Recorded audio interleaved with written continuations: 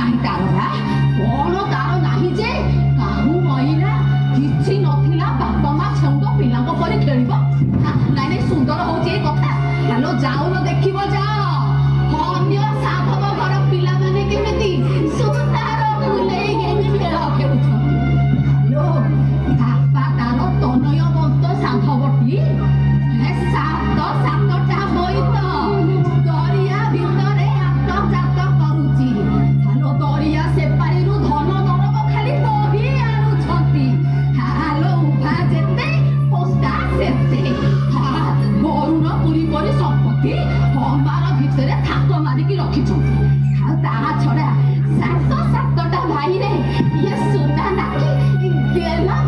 ଝିଅଟିଏ ତା ପାଇଁ ଗୋଟେ ସୁନାର କୁଲେଇ ଗଢ଼ିଦେଲେ ତାଙ୍କର କଣ ଧନ ଦରବ ସରିଯାଆନ୍ତା? ନାଇଁ ନାଇଁ ସରିଯାଆନ୍ତା କିଏ?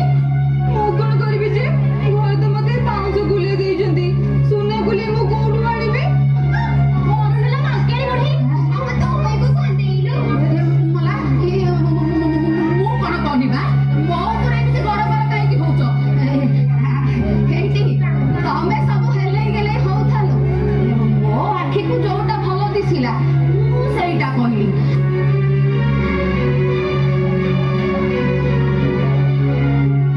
କୋବିଟା ତ ସକେଇଲାଣି।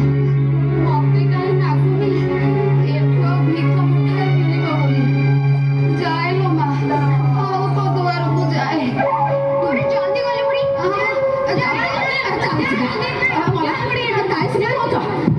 ଯାଉଛି ପରା।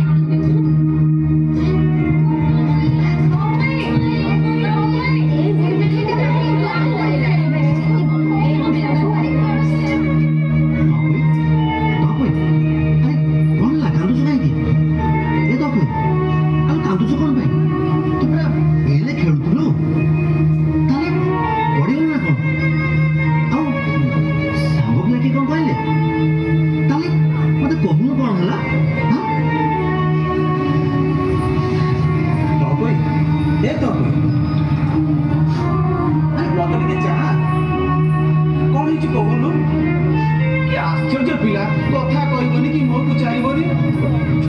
କିଛି ଲୋଡ଼ା ନାହିଁ। ଆଉ କେବେ ସୁନା ଚାନ୍ଦ କଢ଼ାଇ ଦେବ ଚାରି ପାଖେ ହୀରା ବସିବ। ସୁନା ଚାନ୍ଦ କଢ଼ାଇ ଦେବ ଚାରି ପାଖେ ହୀରା ବସିବ। ତା ନହିଲେ ଅନ୍ନ ଜଳ ଛୁଇଁବିନି ତା ନହିଲେ ଅନ୍ନ ଜଳ ଛୁଇଁବିନି। ଏହି କଥା ବାପା ଭାଇଙ୍କୁ କୁହ।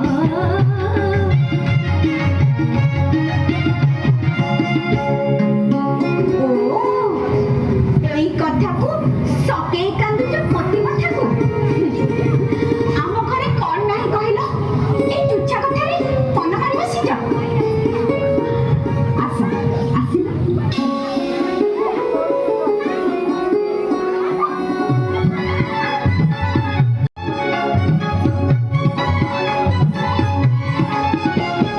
କୁଆଡ଼େ ଯାଉଛୁ ମୋର ରସ କଢ଼ିଲୋ କୁଆଡ଼େ ଯାଉଛୁ ମୋର ରସ କଢ଼ିଲୋ କୁଆଡ଼େ ଯାଉଛୁ ମୋର।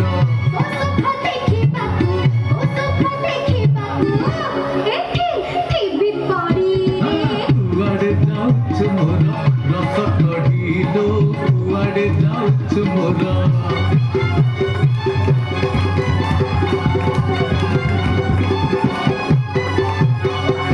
ତପୋଇ ପାଇ ଚାନ୍ଦ ବଢ଼ାଉଥିଲେ ସାଧବ ତପୋଇ ପାଇ ଚାନ୍ଦ ବଢ଼ାଉଥିଲେ ସାଧବ। ଅଧା ଚାନ୍ଦେ ବାପା ଗଲେ ପୁରା ଚାନ୍ଦେ ମା ଗଲେ ଅଧା ଚାନ୍ଦେ ବାପା ଗଲେ ପୁରା ଚାନ୍ଦେ ମା ଗଲେ। ସବୁ ତ ଦୈବ କୃତ୍ୟ ସବୁ ତ ଦୈବ କୃତ୍ୟ କାହିଁକି ହେଉଛୁ ଭାଳି କୁଆଡ଼େ ଯାଉଛୁ ମୋର ରସ କଢ଼ିଲୋ କୁଆଡ଼େ ଯାଉଛୁ ମୋର। ରତନରେ ବୁଢ଼ା ବୁଢ଼ୀ ଦିଟା ମଲା ବେଳକୁ କଣ କମ କାନ୍ଦିଛି।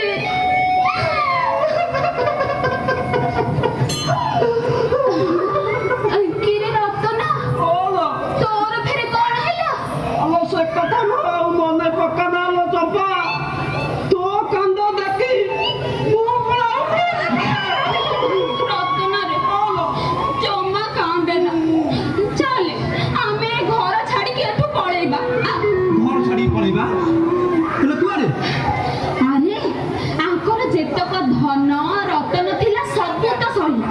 ଏମାନେ ବସି ବସି ସେ ସବୁ ସାରିଦେଲେ। କଥାରେ କହନ୍ତି ବସି ଖାଇଲେ ନଈ ବାଲି ବି ସରେ। ତାଙ୍କ ପାଖରେ ଆଉ କଣଟା ଅଛି ଯେ ଏମାନେ ଆମକୁ ଦେବେ କହିଲୁ? ଆମେ ପଳେଇବା। ଆସିଲେ ପଳେଇବା। ଆଲୋ ଚମ୍ପା କଣ ସାଧବ ପୁଅ ମାନେ ପୁଣି ବେପାର ବାଣିଜ୍ୟ କରିବା ପାଇଁ ବାହାରିଲେଣି। କୋଉଠିକି? ଯୋଉଠିକି ଯାଆନ୍ତି ମ ସିଆଡ଼ିକି ଯାଇ ଖାଲି ଧନ ଦର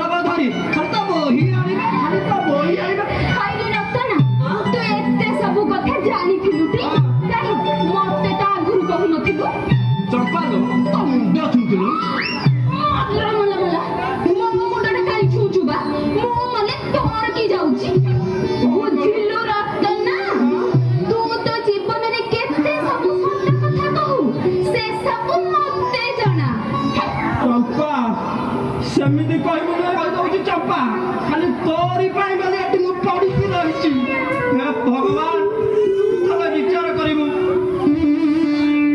ସତରେ ଯଦି ମୁଁ ଚମ୍ପାକୁ ଭଲ ପାଉଥିବି ଆର ଜନ୍ମରେ ତୁ ଆମ ଘର ଦୁଆରରେ ସଜନା ଗଛ ଜନ୍ମ ହବୁ ଫଳ ହବୁ ଛୁଇଁ ହବୁ ପତର ହବୁ ମୋର ଯାଏ ଆସେ ନାହିଁ ହେଲେ ଚମ୍ପା ମୁଁ ଖାଲି ଟିକେ ସମୟ ହଇରେ ରତନ ଆଉ ଏତେ ସମ୍ଭାଳିଆ ହନା ହଇରେ ଏତେ ମତେ ଭଲ ପାସୁ ମୁଁ ଘରେ ପଶିଲେ ତୁ ବାହାରେ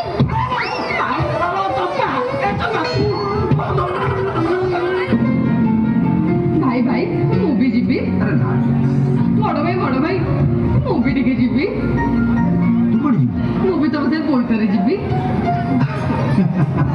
ହ୍ୟାଲୋ ଗୁଣ୍ଡି ତୁ ଝିଅ ପିଲାଟା ତୁ କୁଆଡ଼େ ଯିବୁ আমরা ମଞ୍ଜ କରିବା ପାଇଁ ଯାଉଛୁ କୋଉଥିରେ ଲେଖା ହେଇଛି ଯେ ଖାଲି ପୁଅ ମାନେ ଯିବେ ଆଉ ଝିଅ ମାନେ ଯିବେନି ତମେ ମୁଁ ତତେ କେମିତି ବୁଝେଇବି କିଛି ବୁଝିବା ଦରକାର ନାହିଁ ମୁଁ ଯିବି ମାନେ ଯିବି ମାନେ ଖାଇବିନି କାହାରି ସାଙ୍ଗେ କଥା ହେବିନି ଆରେ ଭଉଣୀ ସହିତ କଣ ଏମିତି ଥଟ୍ଟା ମଜା ଚଲେଇଛ ଆସ ଆସ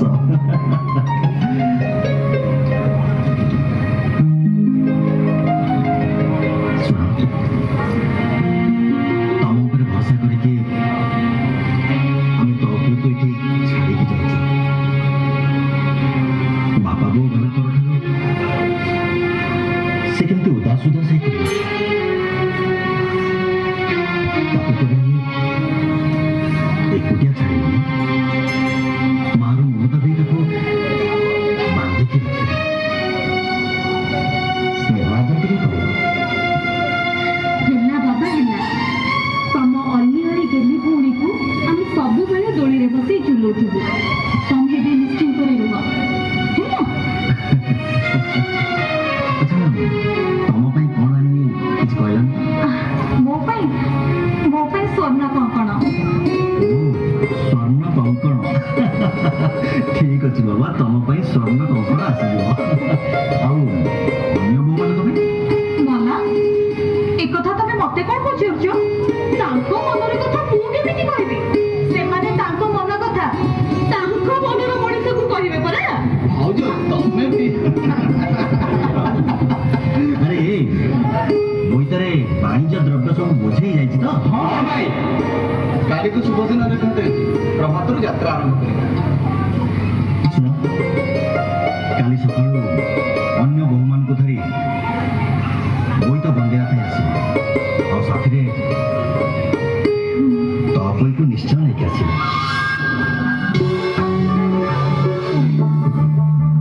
ସାନ ସାଧବାଣୀ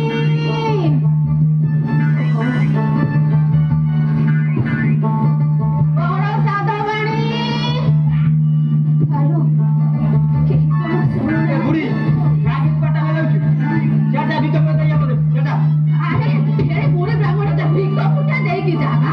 ଏ ଶୁଣ ବା। ମଲା ମଲା ମଲା ଏ ଚାଖଣ ଟୋକାଟାର ଏଡ଼େ ବହବ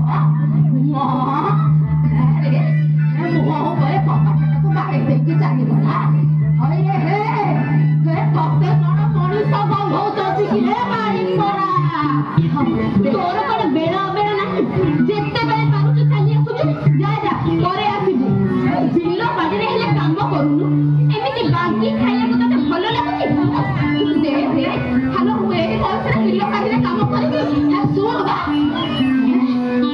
ହାଲୋ ହାଲୋ ହାଲୋ ଟୋକିଟାର ବି କିଛି କମ ଗରମ ନୁହଁ ଆରେ ଏମିତି ଉତୁରୁଛୁ କାହିଁକି ହାଲୋ ଚୁଲି ଭିତରେ ପଶିଯିବୁ ଲୋ ୟା ବୋପାର ଗଣ୍ଠିରୁ ସରିଯାଉଛି ନା କଣ ବା ହାଲୋ ମୁଠେ ଭିକ ଦେଇକି ଯାଲୋ ବଡ଼ ସାଧବାଣୀ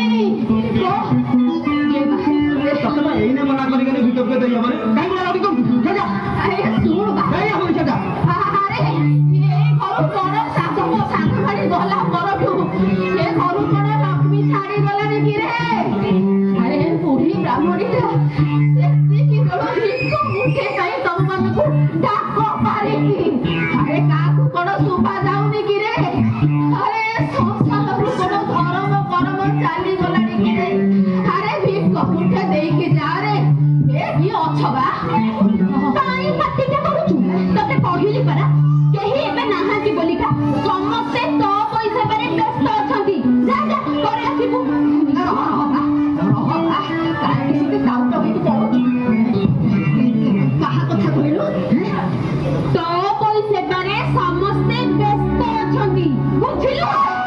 ମଲା ମଲା ମଲା ଏମିତି କି ସେବା କରୁଛନ୍ତି ବା ରହଲ ବୁଢୀ ତତେ ବୁଝେଇ କହୁଛୁ କହୁନୁ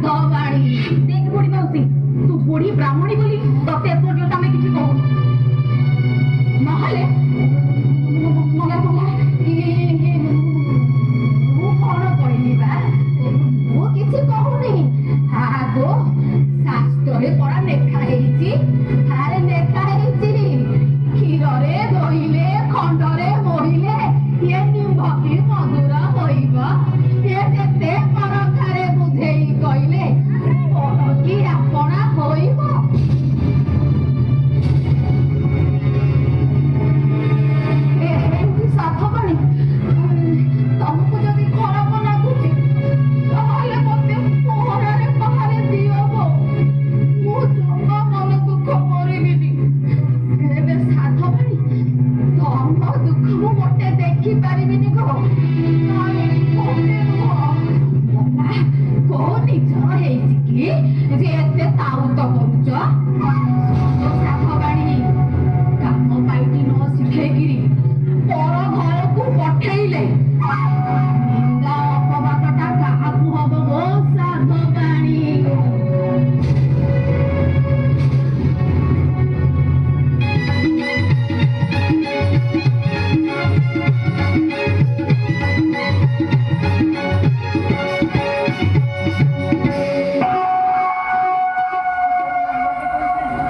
ମାଉସୀ କିଛି ଗୋଟେ ବୁଦ୍ଧି କହୁନ ହଁ ଠିକ କଥା କହିଛ ସାଧବାଣୀ ଏଇଟା କଥା ନା ବୁଦ୍ଧି ଭଲ ଉପାୟ ଗୋଟେ ବାହାର କରୁଛି ଏଇଟି ସାଧବାଣୀ ଶୁଣ ସେ ଟୋକିଟାକୁ ଦିନ ରାତି ତୋଳିରେ ବସେଇକି ଝୁଲଉଛ କିଆ ଆଗ ତାକୁ କାମ ପାଇତେ ନଗାଉ ନା ମାଉସୀ ଯାହା ତୁ କହୁନା ଛେଳି ଗୋଡରେ କଣ ଧାନ ମକଚି ହୁଏ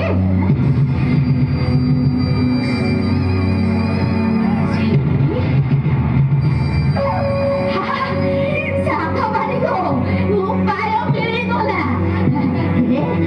ସାଧବାଣୀ ତମ ଘରେ ପରା ଗୋଠେ ଛେଳି ଅଛନ୍ତି ମଲା ଇଏ ପରକୁ ପଶିବ କିଆ ବା ସେଇ ଟୋକିଟାକୁ ଛେଳି ଚରେଇବାକୁ ବନସ୍ତକୁ ପଠାଉନା ହବ ବାଘ ଭାଲୁର ମୁହଁରେ ଯିବ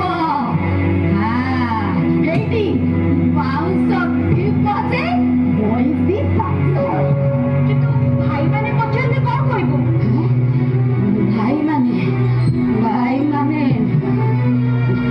କହିଦବା ରୋଗ ବେମାରୀରେ ପଡିଥିଲା ମରିଗଲା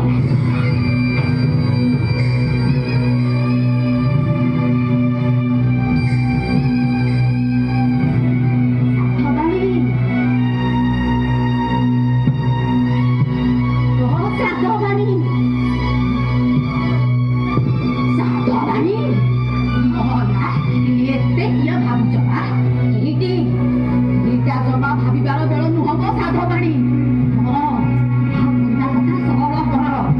ଏଇ ବେଳରେ ଭାଇମାନେ ନାହାନ୍ତି ବୁଝିଲ ଏଇ ସୁବର୍ଣ୍ଣ ସୁଯୋଗକୁ ହାତ ଛଡା କଲେ କହି ଦଉଛି ସାଧବାଣୀ ପଛକୁ ଖାଲି ମୁଣ୍ଡ ପିଟି ପିଟି ମରିବା ସାର ହବ ଗୋ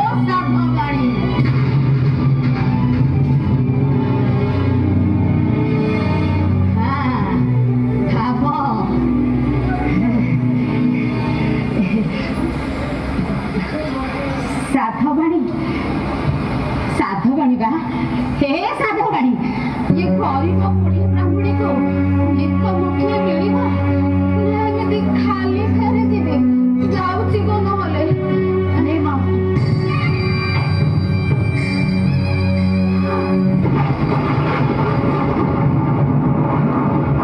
ସାଧବାଣୀ ବା ଠାକୁରେ ତମର ମଙ୍ଗଳ କରୁଥିବ ସୁଲକ୍ଷଣୀ ହେଇଥା ଏ ଧନ ଦରବରେ ତୋ ଘର ପୁରୀ ଉଠୁବା ମଲା